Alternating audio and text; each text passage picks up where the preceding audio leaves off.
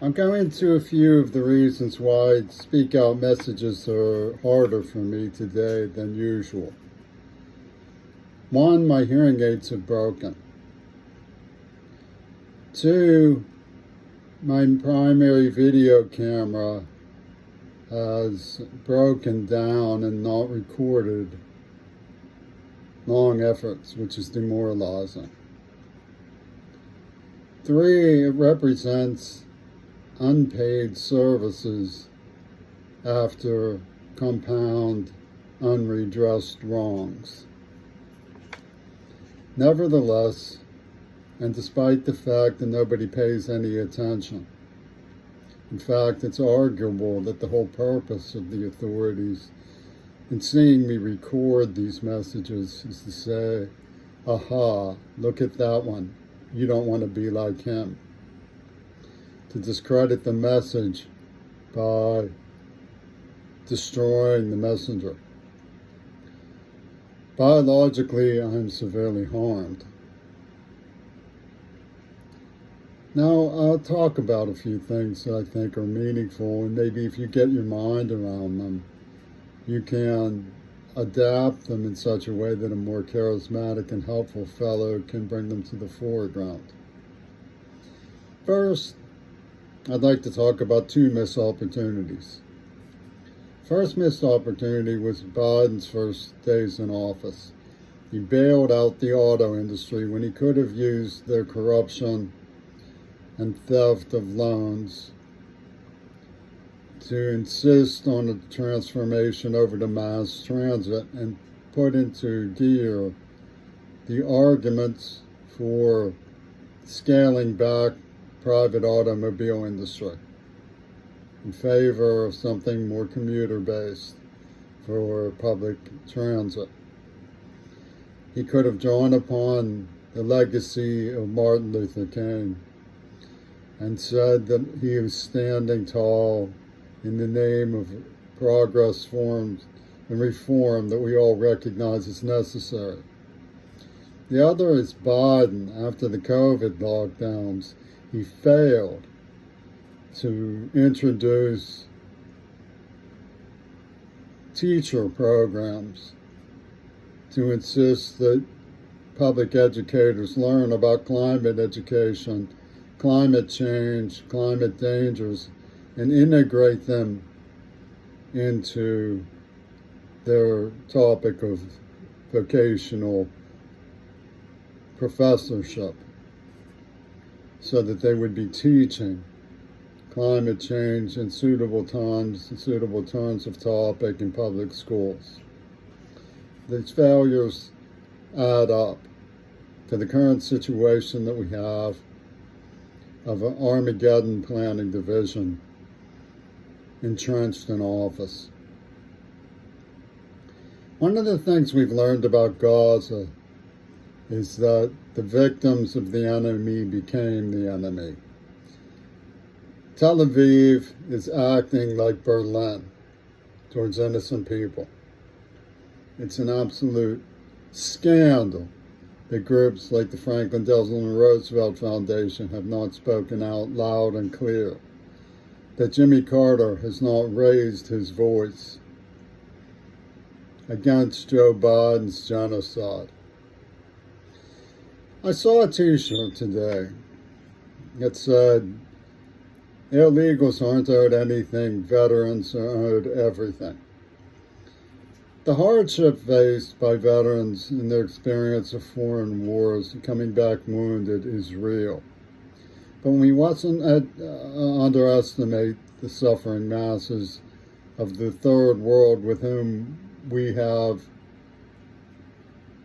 relations that are diplomatic and material, as well as cultural trust involved in diplomatic exchange throughout the world. We've lost to our so-called adversaries the moral high ground of constructive and meaningful mutual enhancement. We fail to recognize quality, good ideas that enhance our lifestyles as a form of exchange with others. When we look at the chauvinism that is exhibited by the United States war rooms towards the third world, one of the things that we find very firmly fixed in the military vocation is the Graham Foundation of Christendom. The Graham Foundation of Christendom dreamed up a man who wanted to be called Hitler because they said with a laugh he was proficient in his duties when dealing with Sandinistas. And then he changed his name to Lazarus because he's back from the dead when he became a chaplain. Hitler is back from the dead as a chaplain is not a good idea for the American heritage and legacy that we had hoped to bring to light in pursuit of meaningful reform of the world's poverty, lack of education and health care. We have taxed and taxed and spent on delusional policies, creating mythic monsters of other ordinary men. And we've created a hellacious war machine, an egological fixate that combines with perpetuation of the status quo into an ultimatum we give ourselves to fulfill a deranged idea of the apocalypse. It's stupid. There's no other word for it. It's arrogant and foolish. Poverty is real. Hardship is real. Anger and suffering and pain are very real. But the scarcity involved is manufactured. The tax and spend warriors in their bunkers of the military-industrial complex have manufactured scarcity so that they could argue to the very poor that ideals are an attempt to take from the very poor and give to the poorest of all. They create a puppet show as a form of presidential ballots where the only people who are arguing for peace in Gaza are libertarians who want the world to be every man for themselves. It's become ridiculous. There are things that we do well, or at least we used to do well, teaching 3 R's, reading, writing, and arithmetic. We can add to those by teaching about the difference between necessary insects, horticulture, and the combination of corporations who dominate ethical review through a revolving door between their questionable practices in government, in chemicals, biologicals, pesticides.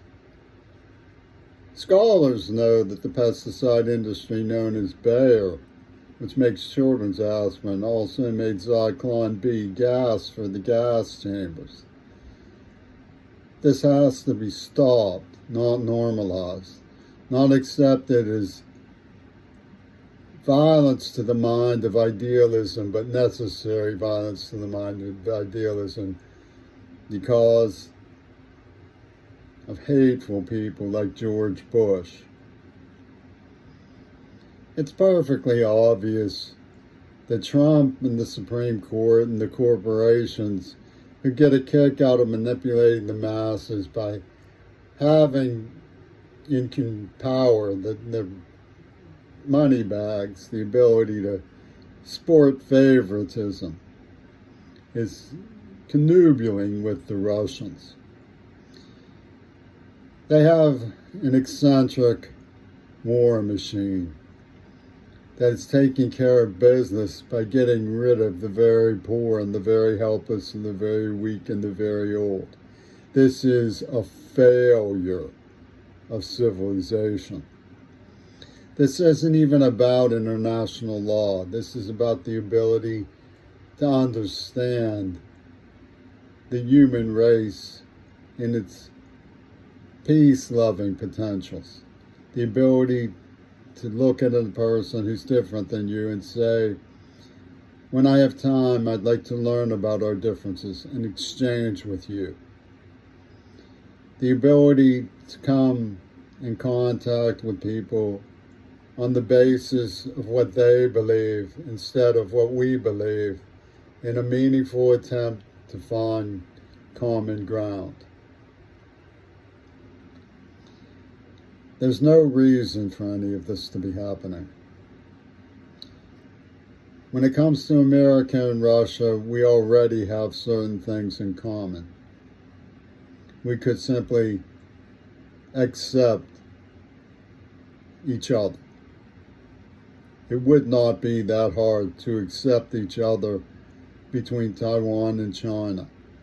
It would not be that hard for Semitic people like the Jews and the Arabs to accept one another.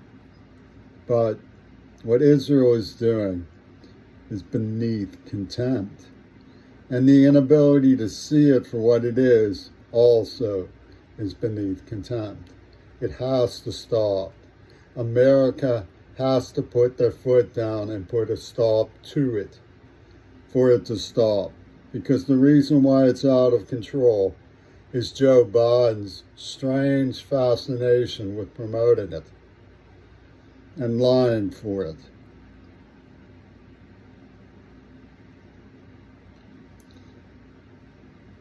If we ever get that resolved, we're going to have to help Gaza recover, establish their national identity, and bring the message of their survival to an endangered species because of climate change. The only way to do this is to undo the damage of Obama's lack of leadership on the transformation over to public transit. The only way to do this is to overcome and redress and undo Biden's lack of leadership in his failure to establish a national curriculum reform addressing climate change, botany, horticulture, and issues of necessary animal life, climate, vegetation.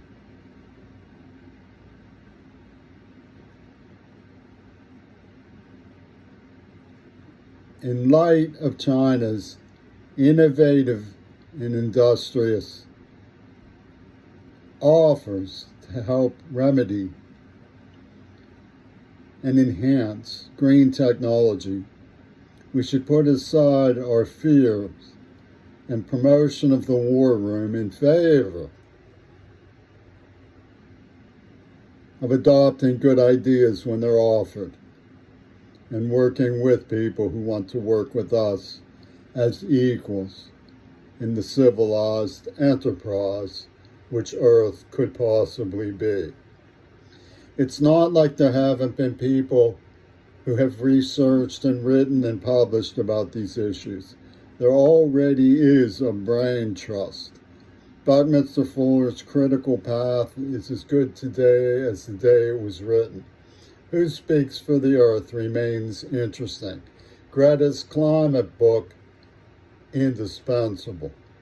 The IPCC, the International Panel on Climate Change, updates on online websites as frequently as they post new findings and new ideas in Twitter. UN panels on biodiversity, the Congress of the Parties, known as COP. The attempts to save the bees and save the wetlands are fascinating, romantic, and deserve vitality and attention and funding. Congress does not know how to spend money. They have taxed and taxed and spent on arcane industries bequeathed us because of the world's response to fascism 80 years ago. It's nonsense to continue with this.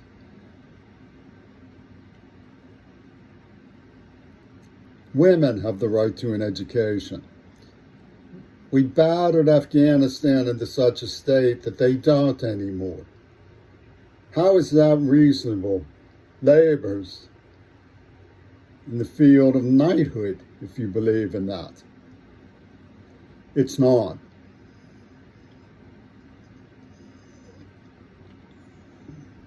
Now, there's a prejudicial arsenal of people who pride themselves on deeply ingrained bigotry.